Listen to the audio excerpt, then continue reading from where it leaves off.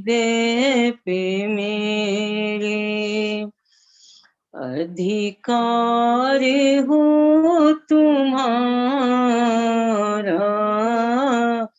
अपनत्व मेरी जाए।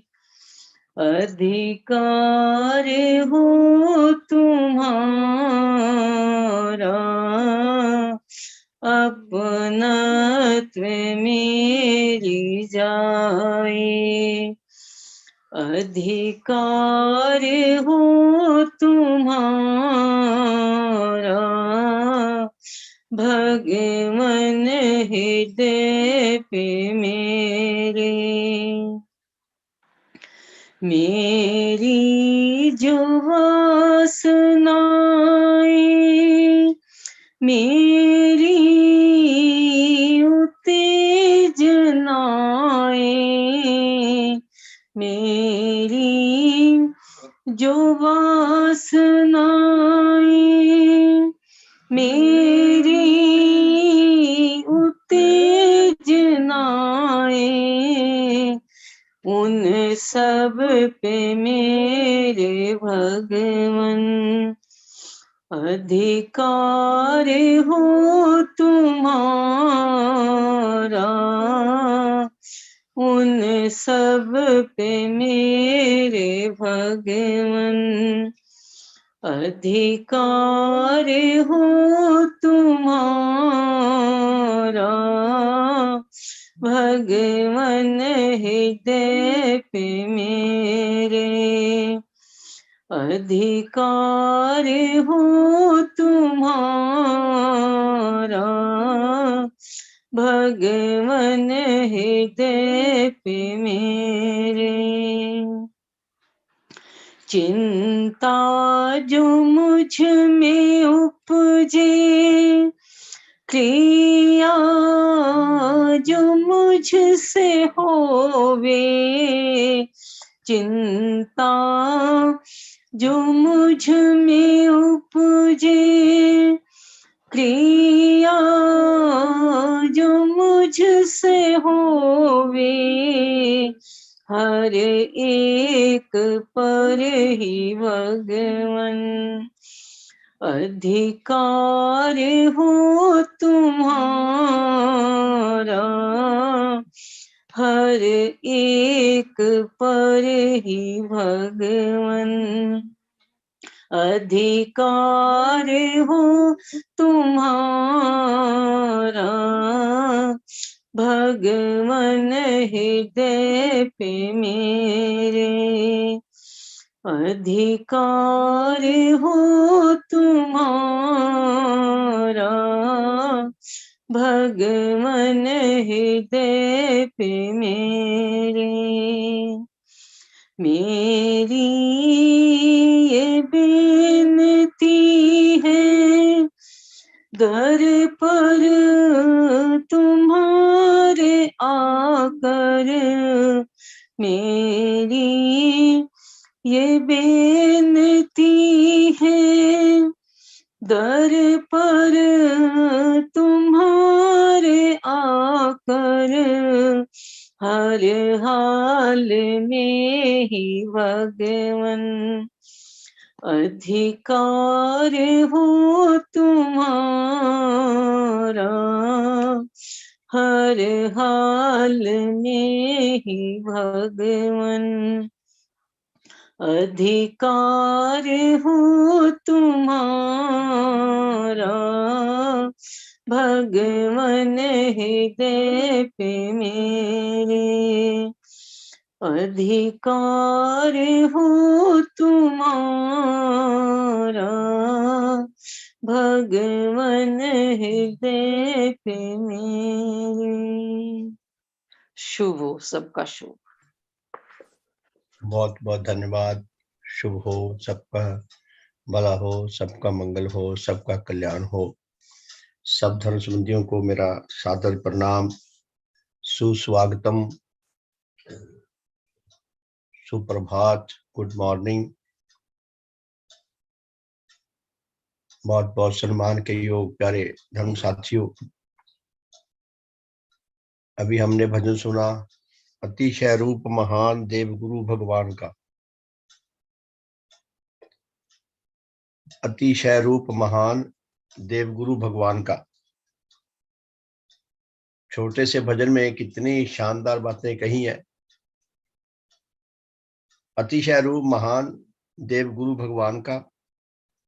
देवगुरु हैं ज्योति दाता, पापी रूहों के परित्राता। बड़े कमाल की बातें हैं दोनों, बहुत शानदार बातें हैं कि भगवान देवात्मा एकमात्र विश्व में ऐसे अद्वितीय अस्तित्व है जो देव ज्योति के सूर्य है, जो देव ज्योति जनरेट करते हैं, उनके अंदर से पैदा होती है देव ज्योति।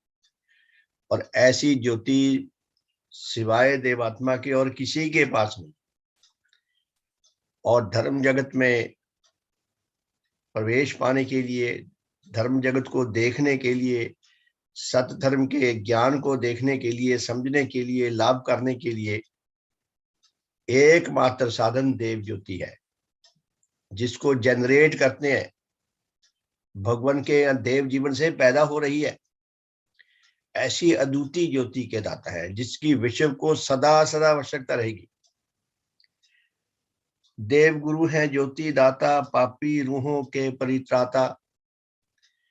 भगवान देवात्मा पापी रूहों का कल्याण करते हैं, उनके अंधकार को, उनकी नीचता को, उनके विकारों को नष्ट करके उन्हें शुद्ध पवित्र आत्मा बनाते हैं।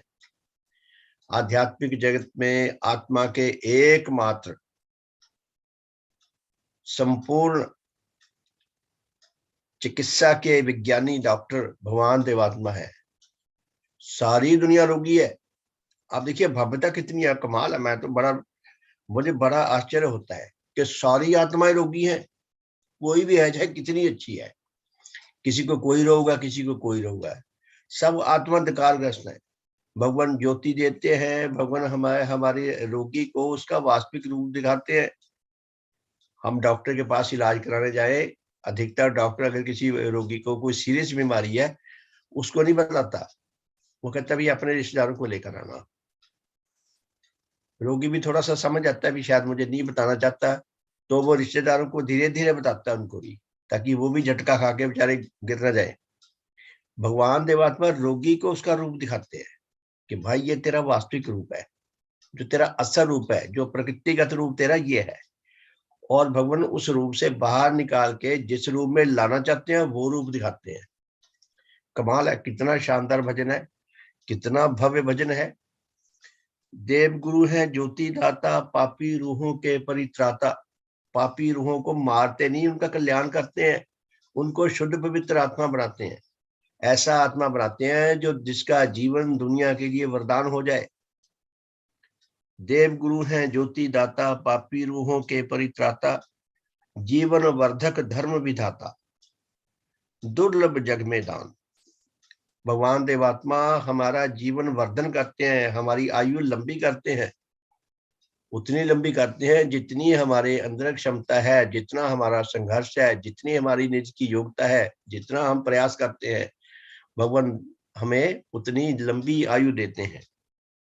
और धर्म विधाता है, धर्म को विधाता, धर्म को पैदा करने वाले।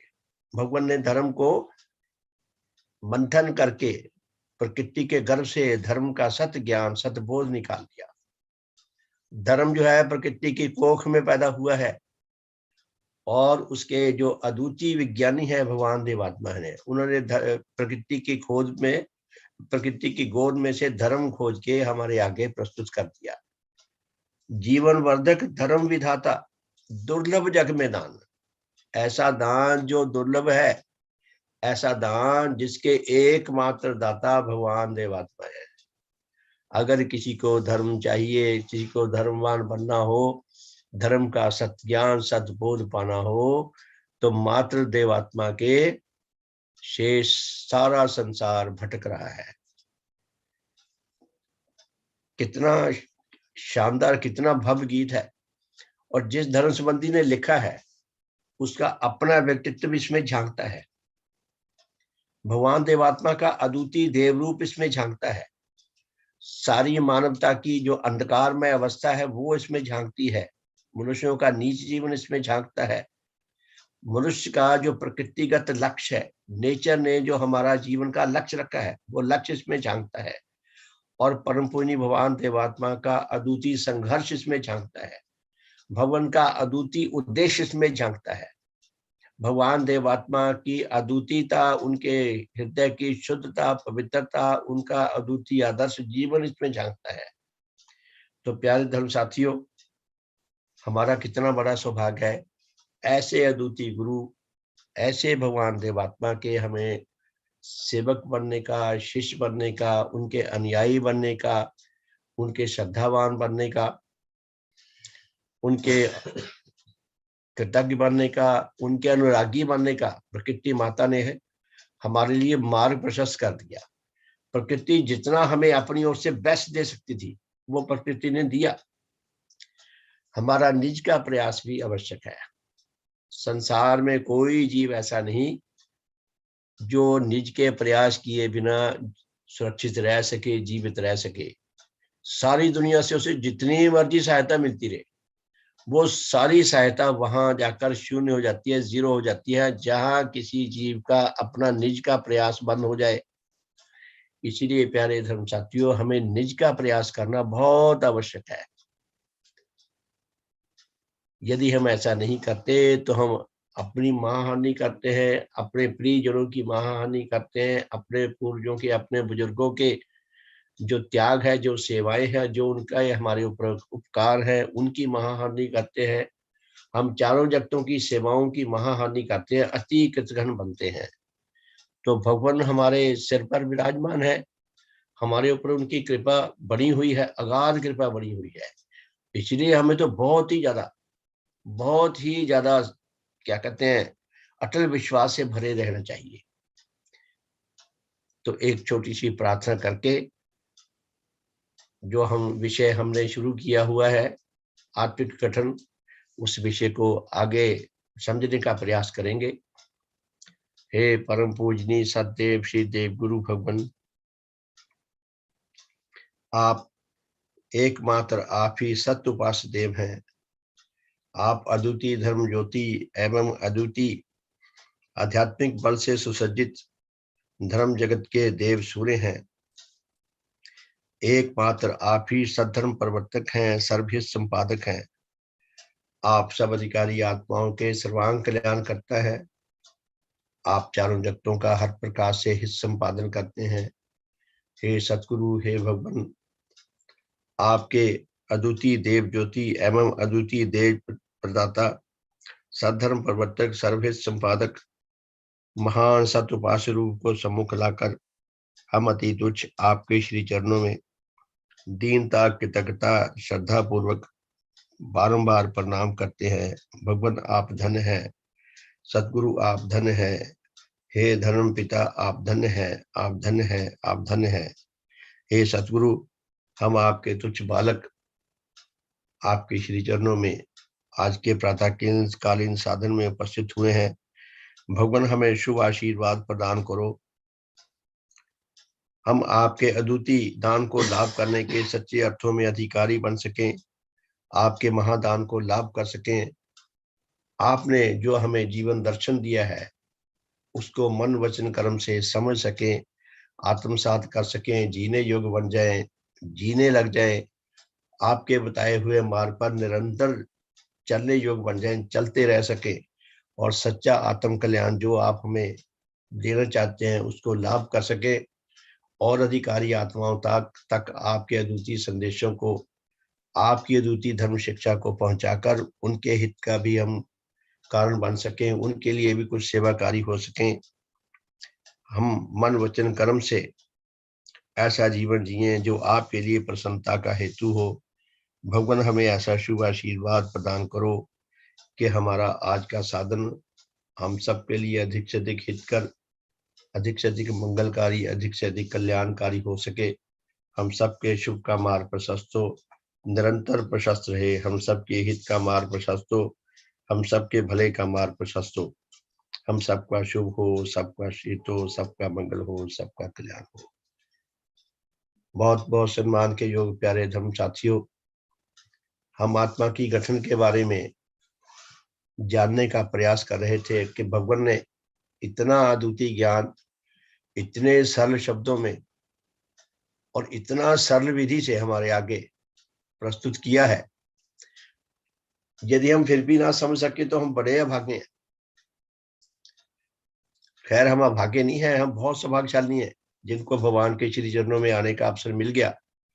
हम अपने इस सौभाग्य को सफल कर सकें, उसके लिए प्रत्येक सेवक का, प्रत्येक अनुयायी का ये बहुत बड़ा कर्तव्य है और बहुत बड़ा अधिकार है कि वो निज के प्रयास करे। तो भगवान ने क्या फरमाया है, आत्मा की गठन को समझाने के लिए जितनी भी आत्मा में शक्तियां हैं, बहुत सारी शक्तियां हैं जिनकी अपनी एक गठन है, अपना एक मॉडल है, उसका एक विशेष, उसका एक ऑर्गेनिज्म है जो धीरे धीरे नेचर के विकास क्रम में और उच्च परिवर्तन के नियम के अधीन नेचर में धीरे धीरे विकसित हुआ है। जो पहला जीव पैदा हुआ था वो संपूर्ण गठन प्राप्त आत्मा नहीं था। ये धीरे धीरे विकास क्रम में और उच्च परिवर्तन के तहत धीरे धीरे ये विकसित हुआ है। तो हमारी आत्मा की जो गठन है, भगवान ने उसको 8 श्रेणियों में बांटा, सारी शक्तियों को। मैं पुनः एक बार बस सिर्फ सांकेतिक रूप में जो भगवान ने शब्द लिखे हैं 8 श्रेणियों के बारे में वो बोल के फिर हम आज थोड़ा सा भगवान की देव शक्तियों के बारे में विचार करेंगे। तो पहली जो शक्तियां हैं, श्रेणी की शक्तियां हैं, वो शरीर की रक्षाकारी तथा निर्माणकारी शक्तियां, ये 4 प्रकार की हैं। दूसरे प्रकार की है इंद्रियगत बोध शक्तियां, ये भगवान ने 15 प्रकार की लिखी हैं। तीसरे श्रेणी की शक्तियां हैं वासनिक शक्तियां, ये भी भगवान ने सांकेतिक रूप में 15 प्रकार की लिखी हैं। ज्यादा भी हो सकती हैं, जितना भगवान को पता चलता गया वो उसमें शिक्षा में आती गई बातें।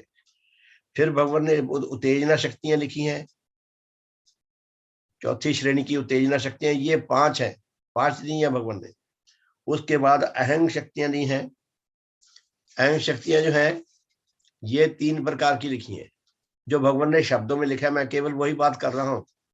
उसके बाद फिर भगवान ने मानसिक शक्तियों का उल्लेख किया है कि मनुष्य में मानसिक शक्तियां कितने प्रकार की हैं, ये 18 प्रकार की लिखी हैं।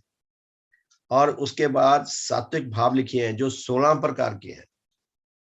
अब हम इनका सबका योग करके देखें तो 4 और 30 34 और 5 39 और 3 42, 42 और 18 60, 60 और 42 और 18 हाँ 60, 60 और 16 86, 86 और 4 देव शक्तियां जिनकी आगे श्रेणियां हैं, 8 श्रेणियां हैं। यूं समझिए 32 प्रकार की देव शक्तियां हैं। तो मिलाकर कितनी हो गई? 112 के करीब भगवान ने आत्मा की शक्तियों का मात्र संकेत किया। इसमें अभी जब एक एक शक्ति के ऊपर विस्तार से अध्ययन किया जाए, उसकी सैकड़ों हजारों घटनाएं देखी जाएं, तब जाके हमें समझ आता है कि भगवान ने कितनी विशाल दुनिया, आत्मा का पिटारा खोल के हमारे सामने कितना अद्वितीय खजाना रख दिया। तो 16 शक्तियां, भगवान देवात्मा में अद्वितीय जो देव शक्तियां विकसित हुई, उन देव शक्तियों के विकसित होने से भगवान देवात्मा एकमात्र विश्व के सबसे आश्चर्यजनक, सबसे अद्वितीय, सबसे महान, परम सुंदर, परम हितकर, परम कल्याणकारी भगवान का आत्मिक का गठन जो है वो पूर्ण हुई। तो भगवान क्या लिखते हैं कि भगवान देवात्मा जन्मजात बीज रूप में पूर्ण आत्मिक गठन लेकर उत्पन्न हुए। हम थोड़ा सा शब्दों में मानसिक रूप से तो समझ गए होंगे कि भगवान की आत्मिक गठन पूर्ण है। देव शक्तियों के बिना आत्मिक गठन पूर्ण नहीं हो सकती। भगवान देवात्मा ने फिर अपनी जीवन गाथा लिखी। उनकी जीवन गाथा का जो टाइटल है, उसका जो शीर्षक है, वो है मुझ में देव जीवन का विकास। ये शीर्षक बड़ा भव्य है। हम विचार करें तो थोड़ी थोड़ी धीरे धीरे ज्ञान चक्षु खुलने लगते हैं। मुझ में देव जीवन का विकास। भगवान कहते हैं मेरे अंदर देव जीवन बचपन से बीज रूप में तो आ गया था, लेकिन बीज को अगर रोपित ना किया जाए धरती में, अगर बीज प्रस्फुटित ना हो, विकसित ना हो, तो वो बीज धीरे धीरे कमजोर होकर मर करके सड़गल भी जाता है, नष्ट भी हो जाता है। एक समय के बाद बीज पुराना हो जाए तो उसके अंदर उत्पादन क्षमता धीरे धीरे कम होती जाती है। तो भगवान बचपन से ही बीज रूप में ये देव शक्तियां भी लेकर आए, पूर्ण आत्मिक गठन लेकर आए। और भगवान ने लिखा है इस ग्रंथ में, जिसके 2 खंड है। पहला खंड जो है भगवान देवात्मा का 16 साल की आयु से लेकर आयु पर्यंत तक, वृद्धावस्था तक है। उसके अंदर उसका उल्लेख सारा उनकी शिक्षा का, उनके प्रचार का, उनकी खोजों का अध्ययन, और जिस जिस स्टेजेस पर भगवान देवात्मा गुजरे हैं और जो क्या उन्होंने अपने जीवन से पैदा किया है। तो पहले खंड में उसका उल्लेख है 16 साल की आयु से लेकर आयु पर्यंत तक, 3 अप्रैल 1929 तक का। और उससे दूसरे खंड में बचपन का जिक्र है। हमारे अंदर यह प्रश्न पैदा होना चाहिए कि भगवान देवात्मा ने, आम तौर पर हम जितनी जीवन गाथाएं पढ़ते हैं वो पहले बचपन से शुरू होती है और धीरे धीरे वो यौवन अवस्था में पहुंचते हैं और फिर वृद्ध होते हैं।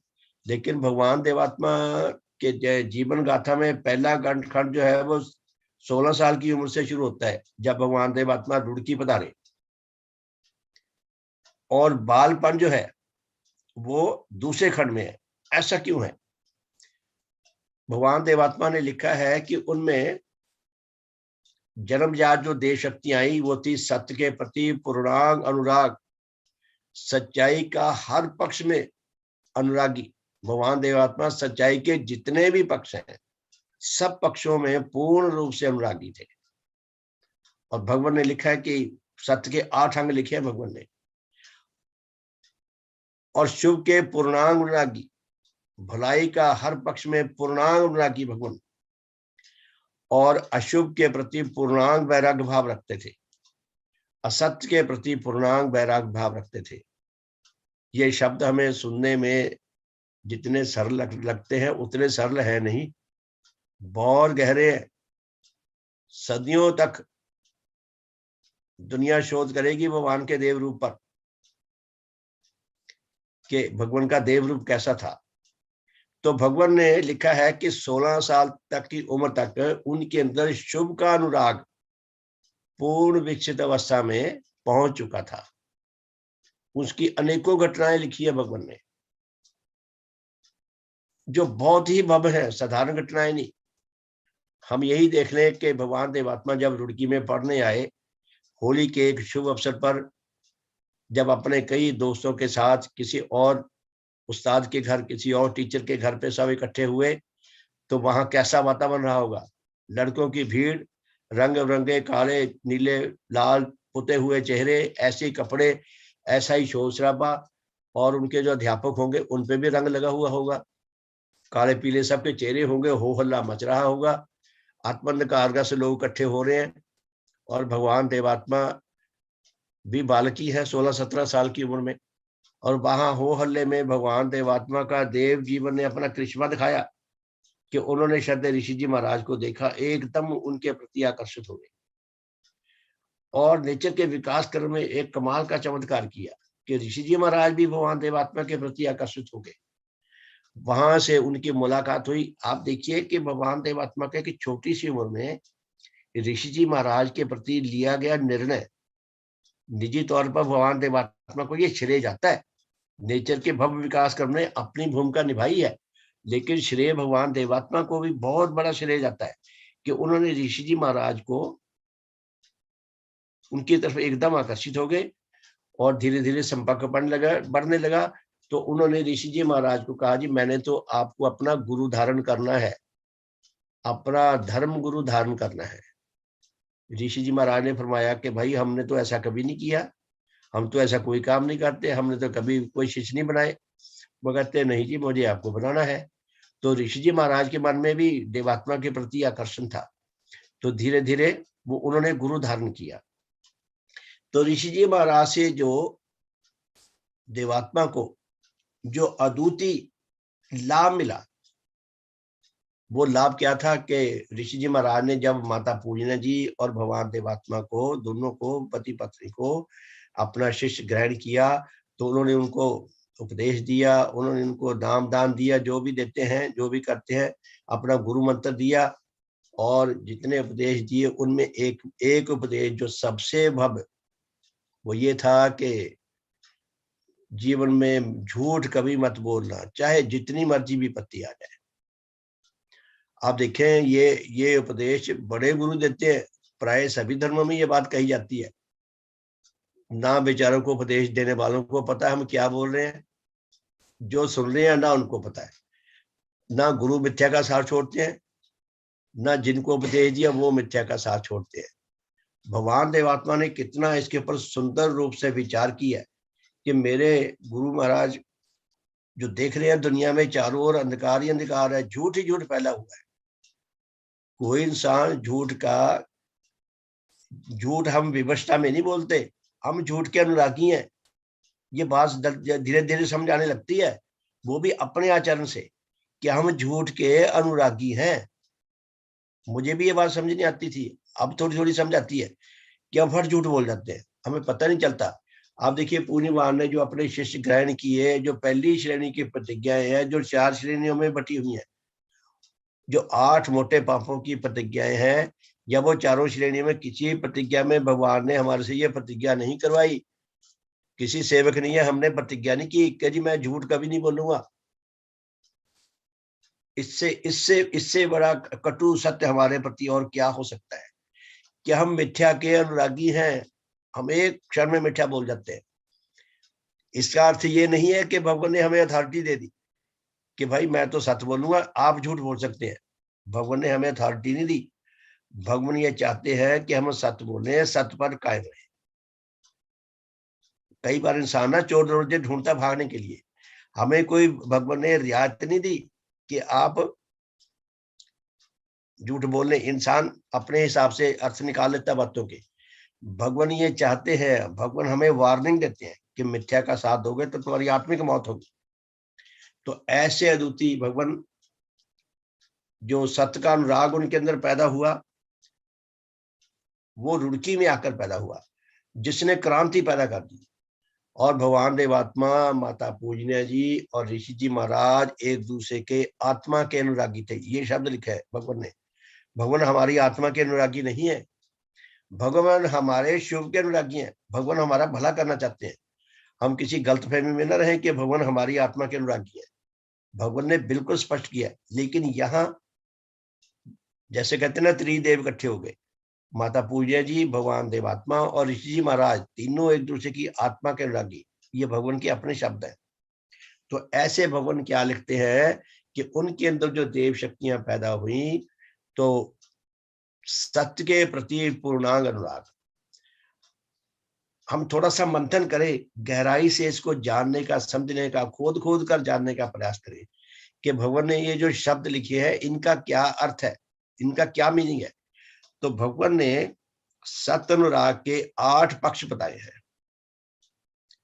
पहला बताया है कि सत्य भाषण अनुराग।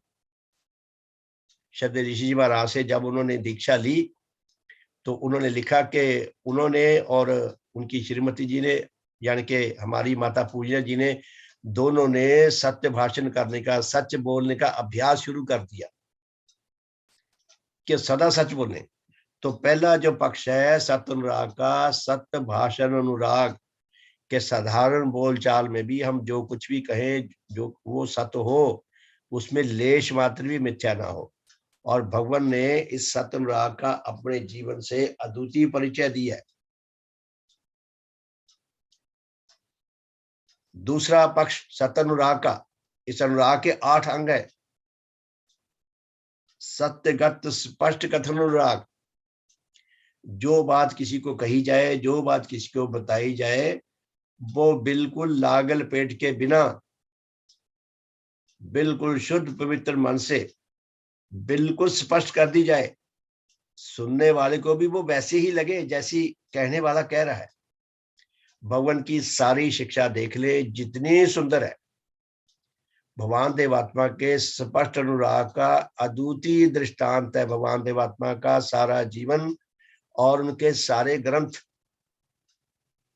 अभी कुछ दिन पहले मेरे पास इंग्लैंड से सुखदेव जी ने देवशास्त्र 30 खंड का एक जगह का उल्लेख किया। कहते लगता है कि यहाँ कुछ गलती होगी। तो मैंने उसमें टकरे मारी कई दिन, बहुत अच्छी तरह औरों को भी भेजा उन्होंने। तो उनके पास कमेंट्स गए कि भगवान ने जो लिखा है वो कितना सही लिखा है। भगवान ने एक ग्रंथ में एक एक पंक्ति, एक एक वाक्य लिखने पे कितना जोर डाला होगा। व्याकरण की दृष्टि से, अर्थपूर्ण दृष्टि से, साहित्यिक दृष्टि से, आध्यात्मिक दृष्टि से और हित अनुराग की दृष्टि से, सत्य अनुराग की दृष्टि से, आध्यात्मिक सुंदरता की दृष्टि से भगवान ने कितने प्रयास किए होंगे, काश हमें समझ आ जाए। तो स्पष्ट कथन अनुराग, भगवान देवात्मा अद्वितीय है, सत्य के सचमुच अनुरागी हैं कि इतना स्पष्ट बोलो कि सुनने वाले को कोई गलतफहमी ना रह जाए। महाभारत की हम कथा सुनते हैं ना कि द्रोणाचार्य का वध कैसे हुआ। द्रोणाचार्य किसी से मारा नहीं जा रहा था, तो कहते कृष्ण महाराज ने विधि बताई, एक हाथी लाए, उसका नाम रख दिया द्रोणाचार्य, और भीम को कहा इसको मार डालो। भीम ने मार डाला हाथी को। और बाद में जब ये शोर मचा दिया कि द्रोणाचार्य मारा गया, ना सॉरी अश्वत्थामा मारा गया, अश्वत्थामा नाम रखा, तो द्रोणाचार्य के पास भी ये खबर गई। द्रोणाचार्य ने पूछा कौन कह रहा है, बताया गया जी अर्जुन कह रहा है, भीम कह रहा है, नकुल कह रहा है, सहदेव कह रहा है, ये कह रहा है, वो कह रहा है, कृष्ण महाराज भी कह रहे हैं। कहते मैं किसी की बात नहीं मानता। हाँ यदि युधिष्ठिर कहे, अगर युधिष्ठिर ये बात कहे तो मैं मान सकता हूँ। तो छल से, कपट से, युधिष्ठिर से ऐसी बात कहलाएगी जिससे कंफ्यूजन पैदा हो। ये जितने झगड़े होते हैं, अधिकतर झगड़ों में कंफ्यूजन ज्यादा होता है, या अहम भाव होता है ज्यादा, या कंफ्यूजन ज्यादा होता है। तो भवन कहते हैं कि सत्य स्पष्ट कथन राग, इतना इतना क्लियर करो कि सुनने वाले को भी उसका वही मीनिंग समझ आए जो कहने वाले के अंदर बसा हुआ है। अनेकों घटनाएं दी है भगवान ने। अनुराग का सत्य अनुराग के तीसरा पक्ष, सत्य ज्ञान उपार्जन अनुराग। सत्य ज्ञान उपार्जन अनुराग, कि जितना सत्य ज्ञान है उसको, उसका उपार्जन किया जाए, उसको संचित किया जाए। ज्ञान, ज्ञान जो है ये आत्मा का आहार है। भगवान ने हम सब पर कितनी कृपा की है। बहुत ही आश्चर्य होता है कि भगवान की शिक्षा को जानकर, समझकर, अध्ययन करके, औरों को बताकर जितना मानसिक संतोष होता है, जितना हमारी बुद्धि को, हमारी अकल को संतोष होता है, हमारी बुद्धि लेश मात्र भी भगवान देवात्मा की किसी बात पर शंका करने के लिए अधिकारी नहीं है। भगवान देवात्मा ने तर्कपूर्ण शिक्षा दी है, सारी की सारी शिक्षा तर्कपूर्ण, और भगवान देवात्मा ने हितमूलक शिक्षा दी है। भगवान देवात्मा ने सत्यमूलक शिक्षा दी है। आध्यात्मिक सौंदर्य की प्रकाष्ठा है भगवान देवात्मा और उनकी अद्वितीय शिक्षा। सत्य ज्ञान उपार्जन, भगवान देवात्मा सत्य ज्ञान उपार्जन पर बल देते हैं कि इसको पाओ। मिथ्या जो है वो तुम्हें मिथ्या में ले जाएगा, वो तुम्हारी हानि ही करेगा। सत्य अनुराग जो है वो तुम्हारे अंदर आत्मबल बढ़ाएगा, तुम्हारा मान सम्मान बढ़ाएगा। तुम्हें जो सफलता मिलेगी वो दुनिया जान भी नहीं सकती। मुझे याद आ रहा है जब मैं अपने विभाग में जॉब में था, तो चंडीगढ़ में मेरे एक ऑफिसर मेरे साथ उठते बैठते थे, हम बाहर घूमने भी जाते थे, बाहर चाय वाय भी पी आते थे। तो मुझे एक दिन पूछने लगे कि भाई आपका काम करने का तरीका क्या है, तेरा काम करने का तरीका क्या है। मेरे साथ दोस्त मित्र की तरह रहे सारी। तो मुझे कई बार पूछा उन्होंने, कई दिन पूछते रहे। मैंने कहा जी आपको क्या परेशानी हो रही है, मुझे आप अपनी परेशानी बताओ। कहते मैंने आपके नोट पढ़े हैं, बड़े लंबे लंबे नोट हैं, बड़े कमांडिंग लैंग्वेज में लिखे हुए नोट हैं। ऐसा लगता है कि आप अपनी फाइलों में जो नोट लिखते हैं वो ऑफिसरों को ऑर्डर दे रहे हैं। मैं हंस पड़ा, मैं कहा ये ऑर्डर नहीं है, ये आपको लगता है, क्योंकि जैसा इंसान का स्वभाव बन जाए ना तो वो उसी दृष्टिकोण से किसी को समझने का प्रयास करता है। मैंने कहा जी ये सत्य के आधार पर नोट लिखे हैं, इसलिए आपको ऐसा लगता है कि मैं हुक्म दे रहा हूं। मैं हुक्म नहीं दे रहा, मैं तो अपना ओपिनियन बता रहा हूँ। कोई भी केस फाइल में पुटअप किया, मैंने अपना मत व्यक्त किया उसमें, या उसका जो हल हो सकता है हमारे विभाग के नियम के अनुसार वो किया है। लेकिन आपको ऐसा लगता है क्योंकि आपकी धारणा बिगड़ी हुई है, ऊपर वाले को यस करना, नीचे वाले को ऑर्डर देना, हमारी ऐसी धारणा बन जाती है। तो ऐसा उनको बताया, तो उन्होंने पूछा भी आपने किस विधि ये काम करने का आपका तरीका क्या है। मैंने उन्हें बताया कि जब मेरे पास कोई भी अपना मामला लेकर आता है, मैं उसे अपना गुरु मानता हूँ। उसके अपने मामले का, उसके केस का उसको पता है, मुझे नहीं पता। वो बार बार मुझे बताएगा, नए नए तरीके से बताएगा, नए नए सपोर्टिंग डॉक्यूमेंट्स दिखाएगा। धीरे धीरे धीरे धीरे उसकी बात मेरे दिल दिमाग में, मेरी आत्मा में बैठने लगेगी कि इसका असल मामला क्या है। फिर मैं उसके ऊपर मंथन करता हूँ, विचार करता हूँ, मैं अपना एक मत बनाता हूँ कि इसके केस में हमारी डिपार्टमेंट के नियम के अनुसार क्या होना चाहिए। उस मत को मैं फाइल पे रिकॉर्ड कर देता हूँ, लिख देता हूँ और अफसरों के आगे भेज देता हूँ। बस ये मेरा काम है। तो भगवान ने कितना हमें अद्वितीय संतोष प्रदान किया है। हमारी बुद्धि को ऐसा नहीं कि उन्होंने कोई ऐसी बात कह दी जो हमारे तर्क पे खरी ना उतरती हो। हम विवश किसी को बात तब मानते हैं जब हम उससे कमजोर और डर जाते हैं, लेकिन भगवान ने हमें डराया नहीं है। भगवान के आगे पराजित हो जाना, हम भगवान के आगे धर्म को लेकर पराजित हुए हैं, हारे हैं, और भगवान के आगे पराजित होना हमारे लिए गौरव की बात है। भगवान से पराजित होकर हम भगवान के श्रद्धावान बन गए। तो भगवान के अंदर कितना इस अनुराग का कितना अद्वितीयता है, इस अनुराग की, कि सत्य ज्ञान उपार्जन अनुराग। भगवान ने कितना ज्ञान संचित किया। आप सोलन में देखें, अलमारियां भरी पड़ी हैं बड़ी बड़ी पुस्तकों से, अनेकों पुस्तकें हैं जो भगवान ने अध्ययन किया, और फिर उन्होंने सत्य ज्ञान का एक अद्वितीय गुलदस्ता बनाकर धर्म के रूप में, धर्म ज्ञान के रूप में हमारे सामने प्रस्तुत कर दिया। तो सत्य ज्ञान उपार्जन अनुराग, भगवान देवात्मा लिखते हैं कि सत अनुरागी के लिए अध्ययनशील होना नितांत आवश्यक है। जो अध्ययनशील नहीं है वो सत्य ज्ञान नहीं लाभ कर सकता। सत्य ज्ञान के, सत्य अनुरागी के लिए अध्ययनशील होना नितांत आवश्यक है।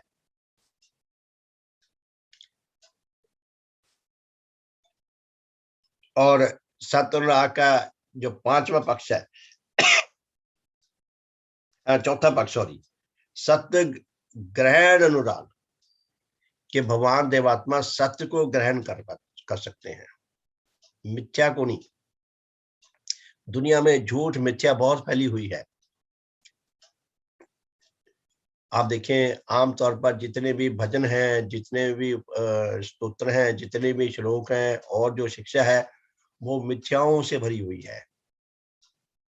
मिथ्या को ग्रहण करते करते करते मिथ्या के अनुरागी बन गए हैं। मिथ्या के अनुरागी इंसान को सत्य की बात कोई समझाना चाहे, वो सुनने की अवस्था में नहीं होता। जब सुनने की अवस्था में नहीं होता, समझ नहीं आता, समझ नहीं आता, वो जीवन में नहीं उतार सकता अपना। उसका भले का मार्ग बंद रहता है। जैसे पुराने मोहल्लों में गली बंद हो जाती है एक जगह जाके, बस वो बंद गली में खड़े हैं। तो भगवान देवात्मा सत्य ग्रहण करने के अनुरागी है। सत्य ग्रहण करके हमारे अंदर कितना आत्मबल बढ़ता है, कितना हमारा भले का मार्ग प्रशस्त होता है, कितना हम और आगे से आगे बढ़ सकते हैं, विकास लाभ कर सकते हैं। पांचवा जो अनुराग दिया है, अनुराग का पांचवा पक्ष, वो है सत्य प्रतिज्ञा पालन अनुराग। सत्य प्रतिज्ञा पालन अनुराग। अब भगवान कहते हैं जो कोई आपने सत्य प्रतिज्ञा की हो उसको मन वचन कर्म से उसका पालन करो। सत्य प्रतिज्ञा तो कई ऐसी भी होते हैं जो पापमूलक हो। ये जितने भी आतंकवादी आतंक फैला रहे हैं, ये पापमूलक प्रतिज्ञा फैला रहे हैं। पापमूलक प्रतिज्ञा करते करते अपनी भी महाहानि कर रहे हैं, औरों की भी महाहानि कर रहे हैं। प्रत्येक इंसान चाहता है कि सब मेरे प्रति ईमानदार रहें, मेरे मेरे मेरे भले के लिए, मेरे स्वार्थ पूर्ति के लिए वो पूरी तरह ईमानदार रहे। आप सबके साथ बेईमानी करता है। भगवान की शिक्षा को कहां समझ सकेंगे ऐसे इंसान? तो भगवान देवात्मा ने कहा है सत्य प्रतिज्ञा, अर्थात जो जो वैश्विक आध्यात्मिक नियमों के आधार पर प्रतिज्ञा सच्ची हो, वो पालन करने के योग्य है। जिस प्रतिज्ञा के पूर्ण करने से शुभ स्थापन होता हो, भलाई आती हो, जिस प्रतिज्ञा के पालन करने से सत्य की महिमा फैलती हो, और जिस प्रतिज्ञा के पालन करने से आध्यात्मिक सुंदरता स्थापित होती हो, वो प्रतिज्ञा पालन करनी चाहिए। अगर कोई ऐसी प्रतिज्ञा हमने कर ली, अंधकार में कर ली, या किसी ने हमें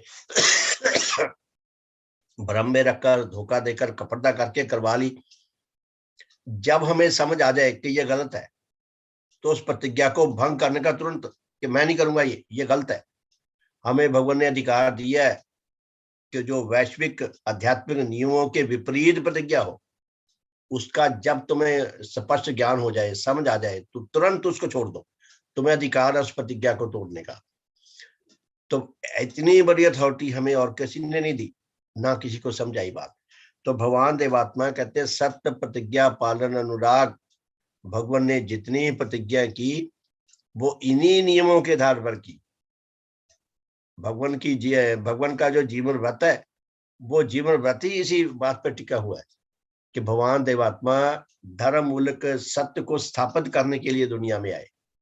भगवान देवात्मा धर्म मूलक शुभ को स्थापित करने के लिए दुनिया में आए। भगवान देवात्मा धर्म मूलक सुंदरता को स्थापित करने के लिए दुनिया में आए। कितना भव्य संदेश भगवान ने अपनी शिक्षा से, अपने जीवन से दिया है। सत्य प्रतिज्ञा पालन अनुराग। और छठे प्रकार का जो पक्ष है, यह है सत्य प्रचार अनुराग। भगवान कहते हैं सत्य का प्रचार करो। अब सत्य का प्रचार करने के लिए पहले अपने आप को समझाना बहुत जरूरी है। मैं अपने साधन में, निज के साधन में अपने आप को संबोधन करके कहता हूं कि हे मेरे हृदय, भगवान देवात्मा ही एकमात्र ऐसे अस्तित्व में है जो सत्य उपास्य है। महान लोग तो बहुत है दुनिया में, जिनमें बहुत अच्छे अच्छे गुण हैं। कृतज्ञता के भी अधिकारी हो सकते हैं, श्रद्धा के अधिकारी भी हो सकते हैं, लेकिन पूजा के अधिकारी नहीं हो सकते। पूजा करना किसे कहते हैं, हमें हर बात स्पष्ट होनी चाहिए। पूजा करना किसी के संपूर्ण व्यक्तित्व को अपने अंदर आत्मसात कर लेना, और उस संपूर्ण व्यक्तित्व को सत्य, शुभ तथा आध्यात्मिक सुंदरता के आधार पर जीवित जीना। अगर हम ऐसी पूजा किसी और की करेंगे तो उसकी बुराइयां भी हमारे अंदर आ जाएंगी। लेकिन भगवान देवात्मा क्योंकि सत्य के अनुरागी हैं, पूर्णांग अनुरागी हैं, शुभ के अनुरागी हैं, पूर्णांग अनुरागी हैं, और आध्यात्मिक सुंदरता की प्रकाष्ठा है। भगवान देवात्मा के अंदर लेश मात्र भी खोट नहीं आध्यात्मिक दृष्टि से। इसलिए भगवान देवात्मा की पूजा करके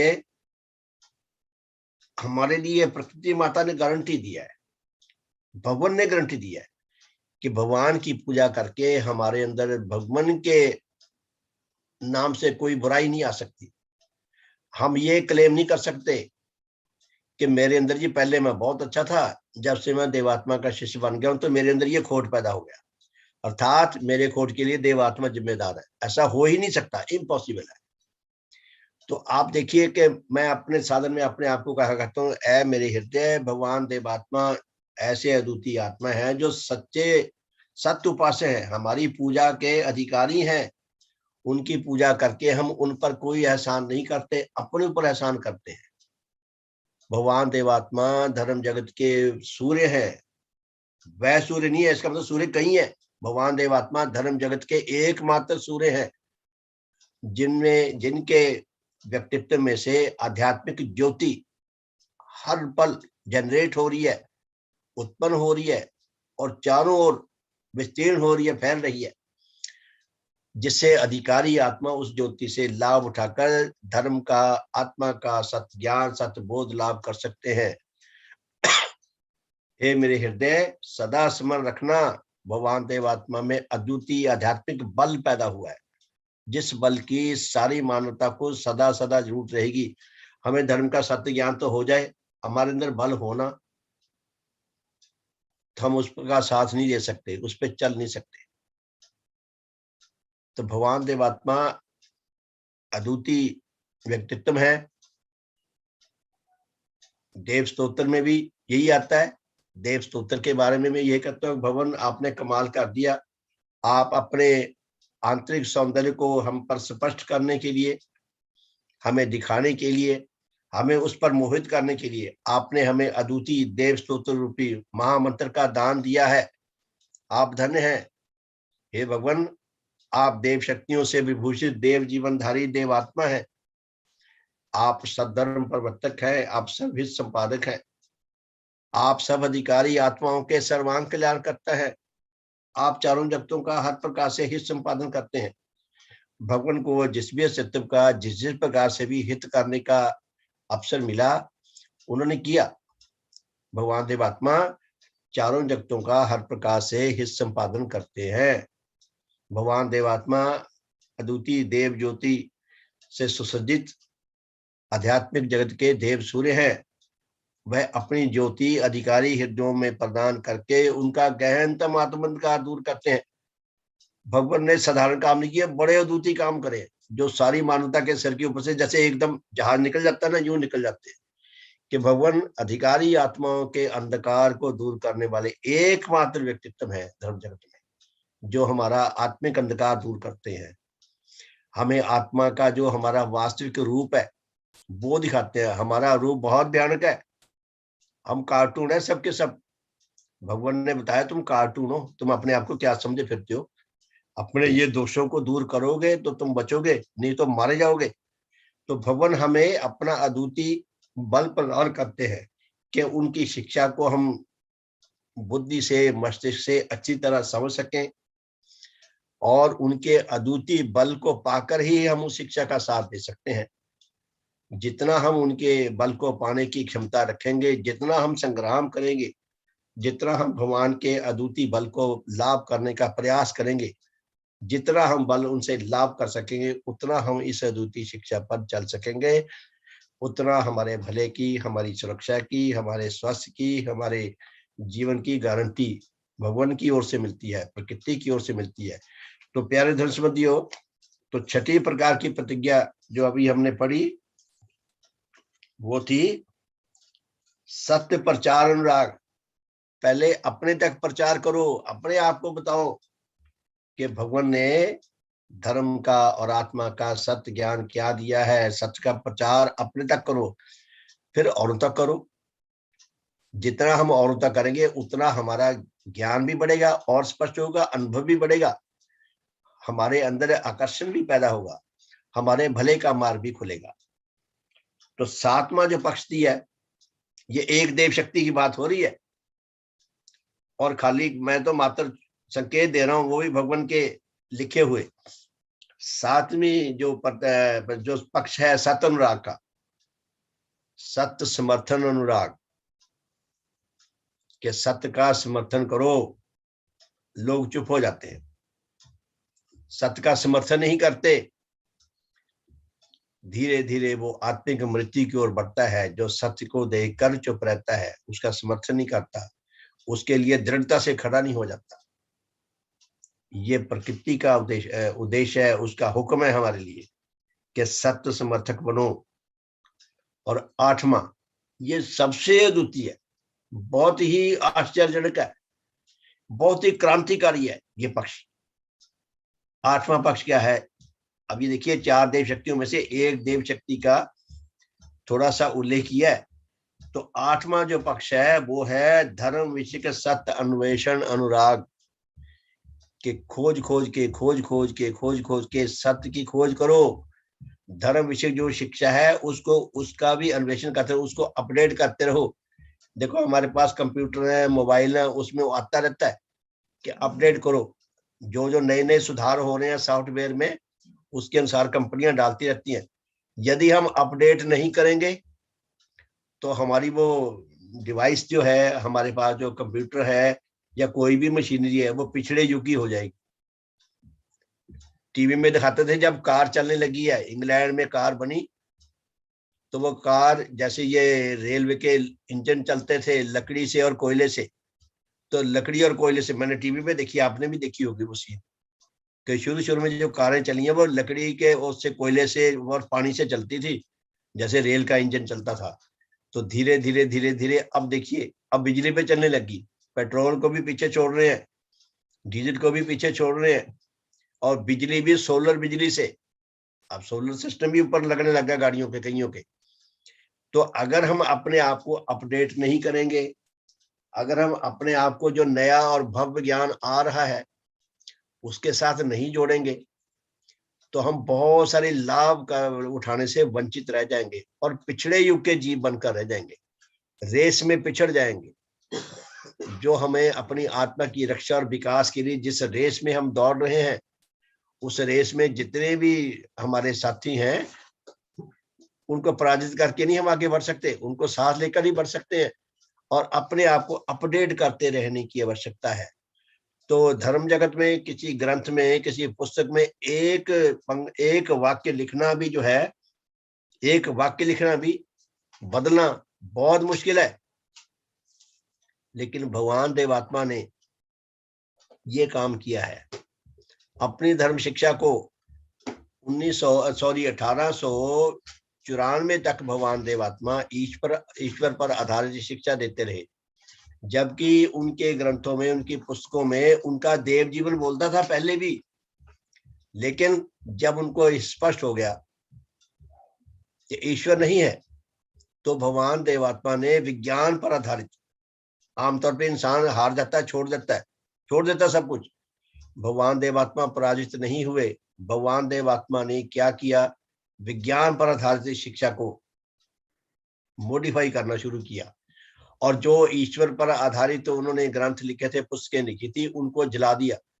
शायद 12,000 या 16,000 पुस्तकें थी जो जलाई हैं, और भगवान देवात्मा ने कहा कि इनमें इतने अद्वितीय ज्ञान भरा पड़ा है और मुझे खोजने में कितना समय लगा है। जैसे एक गर्भिणी को अपना एक बच्चा प्यारा होता है, कहते मुझे अपना खोजा हुआ एक एक सत्य उस गर्भिणी के बच्चे से, उससे लाखों गुना बढ़कर प्रिय है, लेकिन जिसपे मिथ्या का अपन लिपटा हुआ है, उसको नष्ट करना बहुत जरूरी हो गया।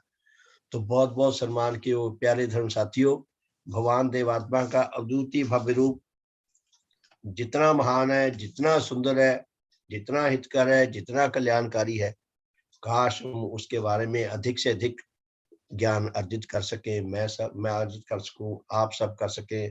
हम भगवान देवात्मा के देव रूप के प्रति गहरे तौर पर आकर्षण अपने अंदर पैदा करने के प्रयास करें, तो धीरे धीरे हम सबके भले का मार्ग खुल सकता है, मेरा खुल सके, आप सबका खुल सके, हम सबका हर प्रकार से शुभ हो। 1 मिनट के लिए शुभ कामना करके आज के साधन को विराम देंगे। हे परम पूजनीय सदैव श्री देव गुरु भगवान, आप धर्म जगत के भव्य धर्म भवन के अद्वितीय शिल्पी हैं, अद्वितीय निर्माता हैं, और भगवान आपने अपने इस अद्वितीय धर्म भवन में हम तुच्छ आत्माओं को प्रविष्टि प्रदान करके हमारे ऊपर बहुत कृपा की है। भगवान आप धन्य हैं, आप धन्य हैं, आप धन्य हैं। हे सतगुरु, आपका सब प्रकार से शुभ हो, सब प्रकार से हित हो, सब प्रकार से मंगल हो, सब प्रकार से कल्याण हो। भगवान आपका शुभ हो, आपके परम श्रद्धेय माता पिता, दादा दादी, नाना नानी तथा अन्य सब महान पूर्वजों का शुभ हो, आपके सब वंशीजनों का, आपके सब सांसारिक संबंधियों का, आपके सेवक सेविकाओं का, आपके श्रद्धावानों का, आपके अनुयायियों का, आपके विश्वासियों का, आपके अनुरागियों का, हमारे इस लोकवासी परलोकवासी सब धर्म संबंधियों का, उन सबके वंशीजनों का, उन सबके संसारी संबंधियों का, उनके दोस्तों मित्रों शुभ चिंतकों का, सबका शुभ हो, सबका हित हो, सबका मंगल हो। हमारे श्रद्धेय माता पिता, दादा दादी, नाना नानी तथा अन्य सब पूर्वजों का, हमारे इस्रोकवासी तथा परलोकवासी सब भाई बहनों का, उनके परिवारों का, उनके बच्चों का, उनके नाती पोतों का, हमारे सब वंशीजनों का, हमारे सब सांसारिक संबंधियों का, मनुष्य जगत का, पशु जगत का, वनस्पति जगत का, भौतिक जगत का, सबका शुभ हो, सबका हित हो, सबका मंगल हो, सबका कल्याण हो। हे सतगुरु, काश नेचर में कोई ऐसी विधि विकसित हो सके जिससे अनाधिकारी आत्मा भी अधिकारी बन सके, उन सबके भले का मार्ग भी प्रशस्त हो सके। सबका शुभ हो, सबका हित हो, सबका मंगल हो, सबका कल्याण हो। भगवान देवात्मा की जय। भगवान देवात्मा की जय। भगवान देवात्मा की जय। भगवान देवात्मा की जय। सबका शुभ हो। बहुत बहुत धन्यवाद। हाँ जी, अगर कोई भाव प्रकाश करना चाहता है तो आज थोड़ा लेट तो हो गए, तो आज 6:40 तक चलेंगे, लेकिन कोशिश किया करेंगे भी 6:30 तक खत्म कर दिया करें। हाँ जी, प्रेम रोचना जी, श्रीमान जी, शुभ हो, मेरा प्रणाम आपको। अंजू बहन जी, वेलकम। हाँ जी, सदैव की जय। सबका शुभ हो, सबका मंगल हो। श्रीमान जी, आज तो आपने जैसे कहते हैं कि गंगा स्नान करवा दिया भगवान के रूप का, जिस तरीके से आपने वर्णन किया, जिस तरीके से आपने सब उनके